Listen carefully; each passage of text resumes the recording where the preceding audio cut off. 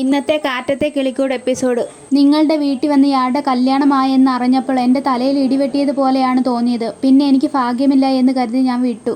പക്ഷേ ഇയാൾക്ക് ആ കല്യാണത്തിന് സമ്മതമല്ലെന്നറിഞ്ഞപ്പോൾ ഇയാളെ എങ്ങനെയെങ്കിലും അതിൽ നിന്ന് രക്ഷിക്കണമെന്ന് തോന്നി. പക്ഷേ തന്നെ എനിക്ക് കല്യാണം കഴിക്കണമെന്ന് ഒരു ചിന്തയില്ലായിരുന്നു. വിധി നമ്മളെ ഇവിടെ എങ്ങനെയോ എത്തിച്ചു. നമ്മളെ രണ്ടുപേരും ഒന്നിപ്പിക്കാൻ ദൈവം കണ്ടെത്തിയ വഴിയാണെന്ന് വിചാരിച്ചു. അതിനുശേഷം തന്നെ മിസ് ചെയ്യാൻ പാടില്ലെന്ന് വിചാരിച്ചു. പക്ഷേ ഇയാൾക്ക് ഈ വിവാഹത്തിന് ഒരു തരം പോലും ഇഷ്ടമല്ലെന്ന് എനിക്കറിയാം. ഇയാൾ എന്നോട് സംസാരിക്കത്തില്ലേ, ഇത് ഫേക്ക് മാരേജാണ്, തനിക്ക് ഡിവോഴ്സ് വേണം, താൻ ഈ വിവാഹത്തിൽ നിന്ന് രക്ഷപ്പെടാൻ ശ്രമിക്കുകയാണെന്നും അറിയാം. ഇയാളെ സംബന്ധിച്ചോളം അതാണ് ശരി. ഇയാൾക്കത് പറയേണ്ട കാര്യവുമില്ല. ഈ കല്യാണത്തിൽ നിന്ന് വേർപിരിഞ്ഞാൽ നമ്മൾ രണ്ടുപേരും നല്ലതാണെന്ന് പറയുകയില്ല നിധി. പക്ഷേ ഇപ്പം പറയാൻ പോവുകയാണ്. ഇയാൾ എൻ്റെ ജീവിതത്തിൽ നിന്ന് വിട്ടുപോയാൽ വേറൊരു ജീവിതം ഉണ്ടാകില്ല. തൻ്റെ കൂടെയുള്ള ജീവിതമേ ഉള്ളൂ നിധി. ഇയാൾ ഈ കല്യാണത്തെ കള്ളക്കല്യാണമായിട്ടാണ് കാണുന്നത്. ഇയാൾക്ക് എങ്ങനെ വേണമെങ്കിലും കാണാം. പക്ഷേ എനിക്കങ്ങനെയല്ല. എനിക്കെൻ്റെ ഇത് ജീവിതമാണ്. ഞാൻ പറഞ്ഞതിൽ എന്തെങ്കിലും തെറ്റുണ്ടോ നിധി? ഇത്രയും കാലം എൻ്റെ മനസ്സിലുള്ളതല്ല, സുധീഷിൻ്റെ മനസ്സിൽ നിന്നുള്ള തോന്നൽ മാത്രം. ഒരു സാഹചര്യത്തിൽ എന്നെ മനഃപൂർവ്വം രക്ഷിക്കാൻ ത്യാഗം ചെയ്തെന്നാണ് ഞാൻ കരുതിയത്. സുധീഷിന് എന്നോട് ഇത്രയും ഇഷ്ടമുണ്ടെന്ന് ഞാൻ കരുതിയില്ല. എനിക്കൊന്നും മനസ്സിലാവുന്നില്ല. ഇത്രയും കാലം എനിക്ക് വേണ്ടി ജീവിതം തുലച്ചെന്നാണ് ഞാൻ കരുതിയത്. അതോർത്ത് ഞാൻ സങ്കടപ്പെടാറുമുണ്ട്. ഇത്രയും സ്നേഹമുണ്ടെന്ന് ഞാൻ അറിഞ്ഞില്ല. സുധീഷ് സ്വപ്നം കണ്ടുകൊണ്ടിരിക്കുവായിരുന്നു. നിധി എപ്പോഴത്തേനും സുധീഷേന്ന് വിളിക്കുന്നു. സുധീഷ് തിരിയുന്നില്ല. ഒരു കപ്പലണ്ടി എടുത്ത് എറിയുന്നു. അപ്പം പെട്ടെന്ന് ഞെട്ടി തിരിയുന്നു. അപ്പോഴത്തേനും എന്താ സ്വപ്നം കാണുന്നേ? ഒന്നുമില്ല നിധി, ഞാൻ ഇവിടുന്ന് വേറെ ഓടിച്ചു. നമുക്ക് നടന്നാലും സുധീഷെ കുറച്ച്.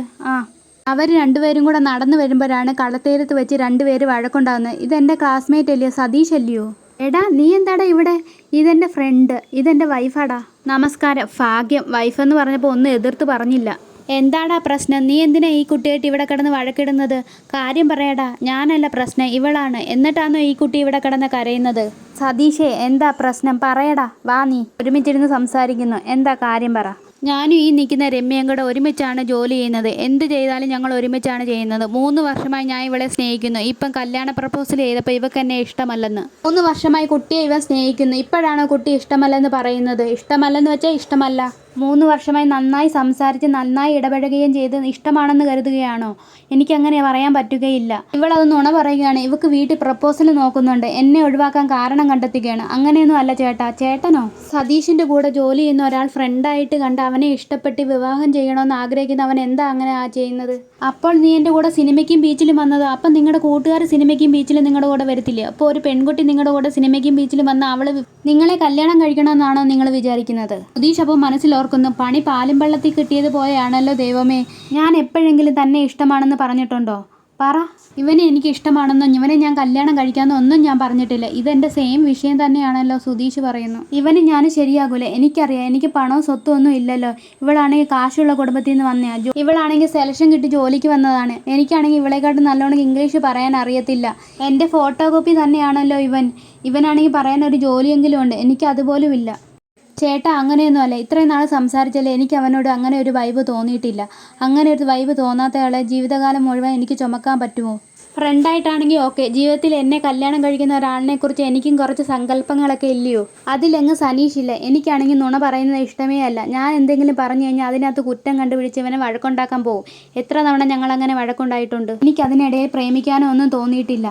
എനിക്കറിയാം, എനിക്ക് പണമില്ലാത്തതാണ് കുറവ്. എനിക്കല്ലാതെ വേറെ എന്ത് കുറവാണുള്ളത്? ഇയാളുടെ ക്യാരക്ടറാണ് മോശം. സിസ്റ്റർ പറ. സിസ്റ്റർ ആണെങ്കിൽ എന്ത് ചെയ്തേനെ? നിങ്ങളുടെ ജീവിതം നിങ്ങളാണ് തീരുമാനിക്കേണ്ടത്. ഞാൻ എന്ത് പറയാനാ? എന്നാലും പറ. സുധീഷിൻ്റെ ഭാഗത്ത് ഞാനും ആണെങ്കിൽ, രമ്യയുടെ ഭാഗത്ത് സിസ്റ്ററും ആണെങ്കിൽ സിസ്റ്റർ എന്ത് പറഞ്ഞേനെ? ഞാനും ഈ കുട്ടി പറഞ്ഞതുപോലെ പറയത്തുള്ളൂ. സുധീഷ് മനസ്സിൽ പറയുന്നു, നശിപ്പിച്ചു. ഒരാളിനെ കല്യാണം കഴിക്കാൻ ആഗ്രഹമില്ലെങ്കിൽ അതിനെന്താ തെറ്റ്? ഫ്രണ്ടായിട്ട് കരുതിയെന്ന് എഴുതി കല്യാണം കഴിക്കേണ്ട ആവശ്യമുണ്ടോ? ഒരു പെൺകുട്ടിയെ ഫോഴ്സ് ചെയ്ത് കല്യാണം കഴിക്കേണ്ട ആവശ്യമുണ്ടോ? സോറി, എൻ്റെ അടുത്ത് അഭിപ്രായം ചോദിച്ചതുകൊണ്ടാണ് ഞാൻ ഇത്രയും പറഞ്ഞത്. ഞാൻ സുധീഷിൻ്റെ കൂടെ ഇരുന്നെന്ന് കരുതി, സുധീഷിനോട് സംസാരിച്ചെന്ന് കരുതി കല്യാണം കഴിക്കാനുള്ള കൺസൾട്ടാണോ? ഒരു കുട്ടിക്ക് ഇഷ്ടമല്ല എന്ന് പറഞ്ഞാൽ അവളെ ശല്യപ്പെടുത്താൻ നിൽക്കരുത്. ഫോഴ്സ് ചെയ്ത് കല്യാണം കഴിക്കാൻ നിൽക്കരുത്. ഈ കുട്ടിക്ക് നുണ പറയുന്ന ഒരാളിനെ ഇഷ്ടമല്ല. അതേപോലെയാണ് എനിക്കും. അതുകൊണ്ട് ഈ കുട്ടിയുടെ മനസ്സ് എന്താണെന്ന് എനിക്കറിയാം. ഒരുമിച്ച് ജീവിക്കുമ്പോൾ ഇത് വലിയ പ്രശ്നങ്ങളാവും. സോറി, ഞാൻ ഒത്തിരി പറഞ്ഞു പോയി. സുധീഷെ പറ. എടാ ശരിയാടാ, അവളെ ഫോഴ്സ് ചെയ്യാൻ നിൽക്കണ്ട. ഒരു കുട്ടിക്ക് ഇഷ്ടമല്ല എന്ന് പറഞ്ഞു കഴിഞ്ഞാൽ അവളെ ജീവിതകാലം മുഴുവൻ സന്തോഷമായിട്ട് ജീവിക്കാൻ പറ്റത്തില്ല. പിന്നെ എന്താ കാര്യം? അവളെ അവിടെ വഴിക്ക് വിട്ടേരെ. എന്നാൽ ഞാൻ നിന്നെ വിളിക്കാം. എന്നാൽ ശരിയടാ. എന്നാൽ കുട്ടിയും പൊക്കോ. സതീഷിൻ്റെ അവസ്ഥയാണ് എനിക്കും. ഇഷ്ടമാണെന്ന് നിധിയെ കൊണ്ട് പറയിപ്പിക്കണം. അല്ലെങ്കിൽ അവൻ നടക്കുന്ന പോലെ ഞാനും നടക്കേണ്ടി വരും. സുധീഷിനെന്തോ കാര്യം പറയാനുണ്ടല്ലോ. എന്താ കാര്യം? എന്ത് കാര്യം? അത് എന്നോടാണോ ചോദിക്കുന്നത്? അല്ല, നാളെ കോടതിയിൽ പോയല്ലേ. എന്തെങ്കിലും വിഷമം ഉണ്ടെങ്കിൽ അത് മാറട്ടെ എന്ന് കരുതിയാണ്. എനിക്കെന്ത് വിഷമമാണ്? അങ്ങനെയല്ല ഉദ്ദേശിച്ചത്. നിധിക്ക് കോടതി വരെ വരേണ്ട അവസ്ഥ വന്നില്ല, അതോർത്ത് എനിക്കൊരു വിഷമം. എനിക്കങ്ങനെ ഒരു വിഷമമില്ല. സ്നേഹിച്ച് കല്യാണം കഴിച്ച് ജീവിക്കുവാണെങ്കിൽ പിരിയുവാണെങ്കിൽ വിഷമം വരും. നമ്മൾ അങ്ങനെയല്ലല്ലോ. ഈ ബന്ധത്തിൽ നിന്ന് എങ്ങനെയും പിരിഞ്ഞാൽ മതി. നമുക്ക് അപ്പുറത്തെ കടലിലേക്ക് പോയാലോ? പോവാം ബാ. പിന്നെ കാണിക്കുന്ന വീടാണ്. സുഭാഷ് ചേട്ടനും നികേഷും കൂടെ സുധീഷിനെ തിരക്കിയിരിക്കുന്നു. അപ്പോഴേക്ക് ഹരീഷ് വരുന്നു. എന്തിനാ ഇങ്ങനെ നിൽക്കുന്നത്? സുധീഷ് ഏട്ടൻ ഏട്ടത്തിയെ കൂട്ടി ബീച്ചിൽ പോയേക്കാണ്. അവരെ നോക്കി നിൽക്കുകയാണ്. എന്തിനാ ഇത്ര ടെൻഷൻ അടിച്ചിരിക്കുന്നത്? ഏട്ടത്തിയുടെ ഇഷ്ടമാണെന്ന് പറയാൻ പോവാന്ന് പറഞ്ഞിട്ടാ സുധീഷ് ഏട്ടൻ ഇവിടുന്ന് പോയത്. അത് കേട്ട് ഏട്ടത്തിയുടെ റിയാക്ഷൻ എന്താണെന്ന് ആലോചിച്ചാൽ സുഭാഷ് ഏട്ടൻ ഇവിടെ ടെൻഷൻ അടിച്ച് നിൽക്കുന്നത്. ഹരീഷ്, നിധി അവനോട് അങ്ങനെ പറഞ്ഞില്ലെങ്കിൽ അവനാകെ തകർന്നു പോവാ. അത് ആലോചിച്ചാടാ. അവർ വരുന്നതിന് മുമ്പ് നെഗറ്റീവ് അടിക്കാതെ എല്ലാം ശരിയാവും. സുധീഷ് ആയതുകൊണ്ട് അവൻ ആരോട് എങ്ങനെ സംസാരിക്കണമെന്ന് ഒരു നിശ്ചയമില്ല. അത് ശരിയാണ്. ആരോട് എങ്ങനെ സംസാരിക്കണമെന്ന്, ഏത് രീതി സംസാരിക്കണമെന്ന് ഒരു ബോധമില്ല. ദാ വരുന്നുണ്ടവര്. മോളെ നിധി, ഇന്ന് മഴ പെയ്തോ? ഇല്ല സുഭാഷ് ഏട്ടാ, നല്ല ക്ലൈമറ്റ് ആയിരുന്നു. സുധീഷ് പറയുന്നു, എനിക്ക് തലവേദനയാ, ഞാൻ പോയി കിടക്കട്ടെ. എന്നാൽ ഞാൻ പോയി ഫ്രഷ് ആയിട്ട് വരട്ടെ. കണ്ടിട്ട് സുധീഷ് ഏട്ടൻ കുളമാക്കിയെന്ന് തോന്നുന്നേ. എന്നാ ഞാൻ പോയി സംസാരിച്ചിട്ട് വരട്ടെ. അല്ല, അവൻ തലവേദനയാന്ന് പറഞ്ഞ് കിടക്കാൻ പോയതല്ലേ, അവൻ തനിയെ എണീറ്റ് വരട്ടെ. അപ്പോൾ നമുക്ക് സംസാരിക്കാം. അപ്പോഴത്തേന് നിധി വരുന്നു. ഏട്ടത്തി ഇന്ന് ഓഫീസിൽ നിന്ന് നേരെ ബീച്ചിലേക്കാണോ പോയത്? അതെ. സുധീഷ് വന്നില്ലേ മോളെ? സുധീഷാണ് പറഞ്ഞത് ബീച്ചിലേക്ക് പോകുന്നത്. ഞാൻ പറഞ്ഞു വേണ്ട, എന്തിനാ പോകുന്നതെന്ന് ചോദിച്ചപ്പോൾ നാളെ കോടതി പോവല്ലേ, മനസ്സ് അപ്സെറ്റ് ആവാൻ മാറിക്കിട്ടും, വേണ്ടാന്ന് പറഞ്ഞത് സുധീഷാണ് നിർബന്ധിച്ചത്. കഴിക്കാനൊന്നുമില്ലേ സുഭാഷ് ചേട്ടാ? ഞാൻ ഇപ്പോൾ എടുക്കാം. എന്നാൽ ഞാൻ ഫ്രഷ് ആയിട്ട് വരാം. ഇന്നും നടന്നില്ല. പിന്നെ രാത്രി കിടക്കാൻ നേരത്താണ് പാവരിക്കുന്നത്. അപ്പോഴാണ് സുധീഷ് എണീറ്റ് വരുന്നത്. സുധീഷ് അവിടെ വന്നിരിക്കുന്നു. അപ്പം നികേഷ് ചോദിക്കുന്നു, ഞാൻ എന്തായെന്ന് ചോദിക്കട്ടെ? വേണ്ട, ഇപ്പോഴേ ദേഷ്യം മാറിയിട്ടില്ല. നീ ഇവിടെ കിടക്കാൻ നോക്ക്. എടാ, വേഗം കിടന്ന് ഉറങ്ങാൻ നോക്കടാ. സുഭാഷ് ചേട്ടാ പറഞ്ഞു കേട്ടില്ലേ, നേരത്തെ കിടന്ന് ഉറങ്ങാൻ നോക്ക്. ഉറങ്ങുറങ്ങ. നിങ്ങളൊക്കെ കാര്യമായിട്ട് സന്തോഷിക്കുമല്ലയോ?